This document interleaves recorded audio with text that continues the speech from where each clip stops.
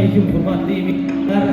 Assalomu alaykum hurmatli xonimlar, janoblar. Bugun xonadonlardagi yaxshi niyatli kunlarga, yangi oilaning bunyod bo'lish daqiqalariga tashrif buyurgan qadrdonlarimizga qish fasli kirib kelishi va bugungi to'ylari muborak bo'lsin.